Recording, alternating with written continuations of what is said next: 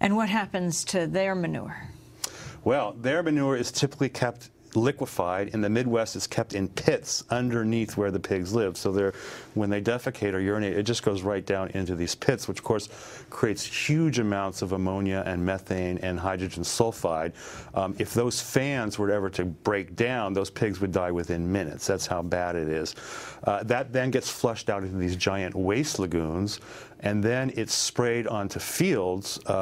And usually, very often, it's over-applied. Again, these farmers operate on the honor system. They may file a manure plan with the state, but nobody's out there regulating them. And I've gone up in airplanes, both in the Midwest and in North Carolina, where the real hog factories are just crammed in one after another after another.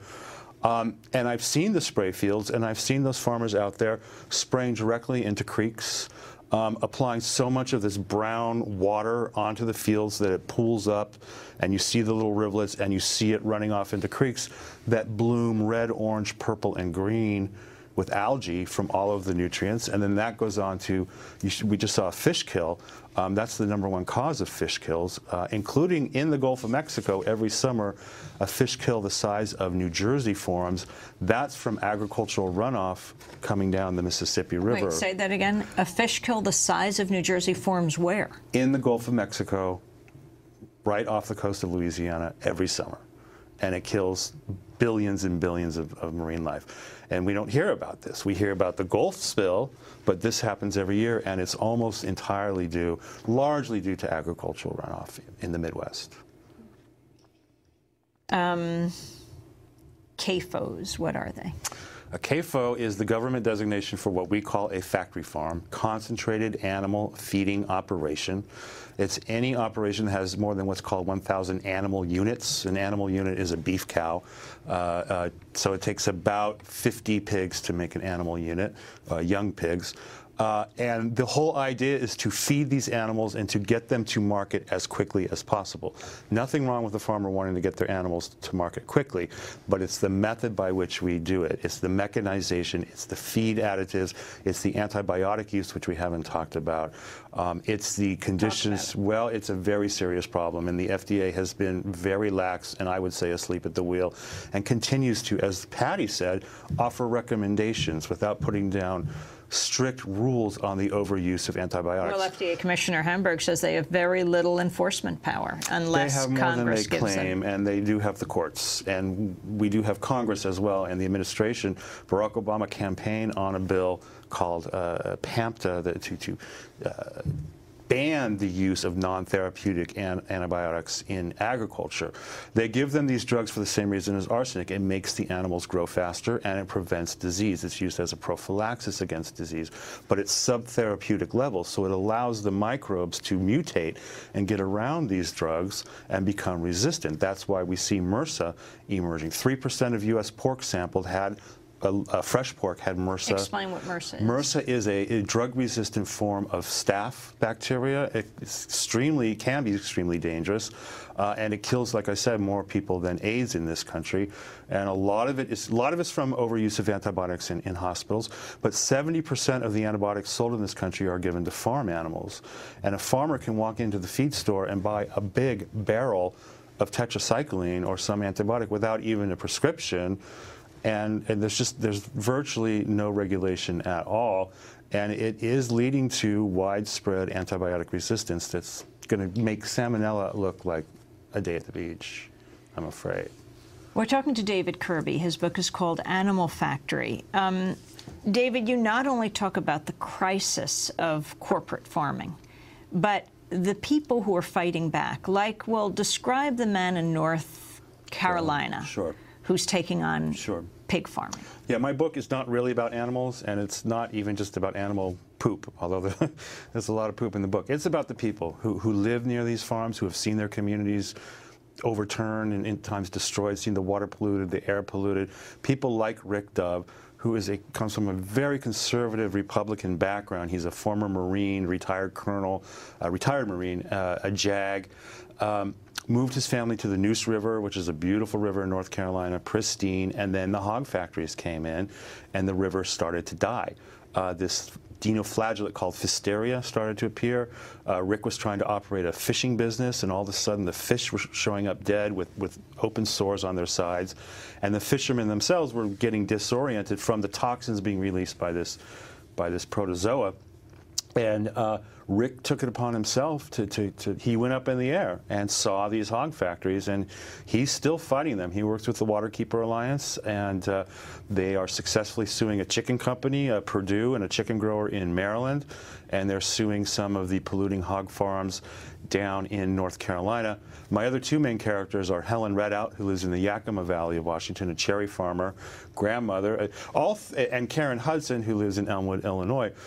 All three sort of bedrock conservative Americans from small town, farmers, fishermen, not your typical environmental activists, but they have become leading national spokespeople against factory farming because they've learned firsthand what's happened. In Yakima Valley, because of the mega dairies, the nitrate levels in the drinking water, in the groundwater, are so high, EPA, from the cow manure. There's so much cow manure being applied to the land, and the lagoons themselves tend to leak, that it's getting into the groundwater, contaminating people's wells.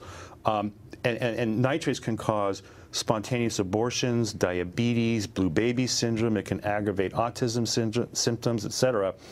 And they are finding the levels are so high, the EPA now, they're telling people not only to not drink your well water, but don't even come in contact with your skin. Don't wash your hands with it. That's how contaminated it is. And of course, it's always the poorest people who suffer the most because they depend on well water. Her home is covered in soot? Well, it has been. It's covered in odors. I described the scene in the opening of the book. One summer night, she had the windows open and woke up, and she said it smelled like 1,000 cows had crapped in her bed. And I hear this story over and over and over again, and that odor is unforgettable. And people run around trying to close all the windows in their house, but of course then you just end up trapping the odor in it. And the problem, odor was the #1 problem everywhere I went, and it smells terrible, and it's completely unpredictable. You have these clouds of hydrogen sulfide and methane and ammonia sort of blowing around, and if it blows in your direction, you may be outside on a summer day with your laundry, having a lunch outside, and you have to literally pick everything up and run inside. It's the unpredictability of the odors. But when I came back from Yakima Valley, I went there 2 times, and also in the Central Valley of California, I came back with what they call manure flu, from just breathing in this stuff and the viruses and bacteria that's contained in it. You get a mild fever, achy chills, and it's really... How consolidated is the farm industry in this country? Highly consolidated. I would say chickens were the first to become consolidated, and virtually every chicken you buy in the store comes from a factory farm. Now we have the egg industry. In the 80s and 90s, the hog industry became consolidated. Dairy industry has now largely become consolidated with big exceptions. There's still pasture-fed dairies, particularly in Wisconsin and Vermont.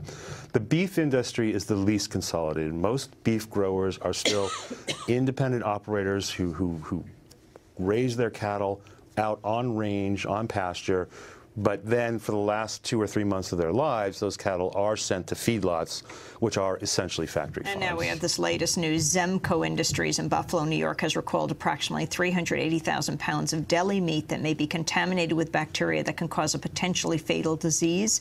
The products were distributed to Walmarts nationwide. The meats may be contaminated with Listeria monocytogenes, which was discovered in a retail sample that was collected by inspectors in Georgia. Yeah, that to me sounds more like a problem of processing than production, but processing is such a big key part of this story. I mentioned if we reduce antibiotic use in these factory farms, if we reduce the amount of subsidies they were getting, it would level the playing field between the big operators and the small operators. It's the processing plants that are the final blockade. We have so few of them now that it's harder for independent producers to get their products to market. But the other problem is because we have so few processing plants and they're so huge that when you have a contamination issue like this, then all of a sudden hundreds of thousands of tons of food is contaminated. Finally, farmers markets, community farms, family farms, do they stand a chance now? Describe the movement. Well, from what I understand, you can't find fresh eggs at the farmers market anymore. People are lining up to buy them. So this type of story only feeds demand for those things. Yes, of course they can. And if we allow those operators, again, if we share some of these tax subsidies with them, if we ban antibiotics, if we create more processing plants so smaller producers can get into the market and get their product to market, that will level the playing field. That means we can bring prices of the smaller produced items down. It may mean that the cheap stuff comes up a little bit and it levels the playing field. So there's great hope for independent producers. David Kirby, I want to thank you for being with us. Animal Factory is his book, The Looming Threat of Industrial